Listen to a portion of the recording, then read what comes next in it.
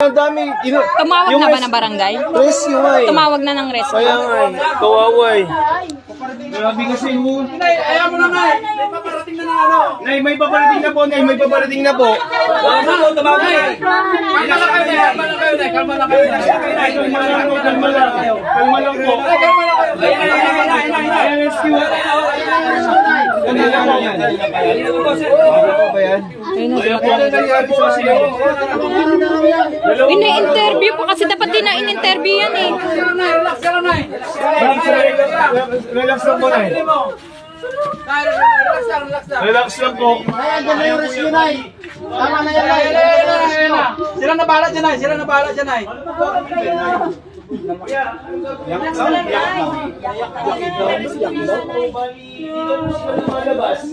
Kaya nga nakakaya nga po yung nangyari. Kaya nga, yun nga po eh. Paano pong gagawin dyan? Buhatin nyo na, dalhin nyo na sa ospital. Ilang araw na pala yan eh. Kaya nga eh, hindi nga pwedeng ano eh. Kaya nga eh, yun nga eh. Ano eh, buhatin nyo Paano na. gagawin dyan? Kawawa naman. Hindi, 2 araw na po dalawang yan. araw po kasi. Ayaw, Ngayon lang.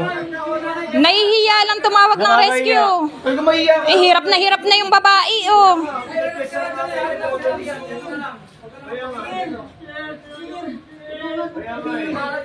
Grabe. Pinagpisahan na nga ng mga lalaki. Dadalhin na namin to. Dadalhin na namin to. Ay, anak mo. Dadalhin na namin. Kaya nga, i-rescue ko. Papunta naman po. Andiyan na. Paano yun? Hindi na kakaya. Dadalhin namin.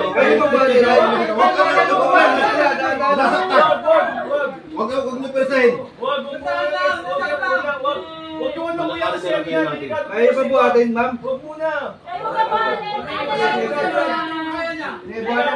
Iangat daw, iangat na lang. Hindi mo, hindi gabi yan. Ay, okay lang. Ha? Kaya pa ni ate bumawas. Kaya nga po, hindi kasi basta-basta. Pwede ba kasi nasa bintana to? Malaki itong isa lang eh. Pwede namin ulan dito? Dito nyo na lang po itaano, baka lalo masaktan yan. Relax ka lang kasi sinabi mo relax lang eh. Relax lang. Ano namin na, dahil na lang dito. Diyan ka na lang. Sa kabila. Gusto mo yun, di ba? Sa kabila ka.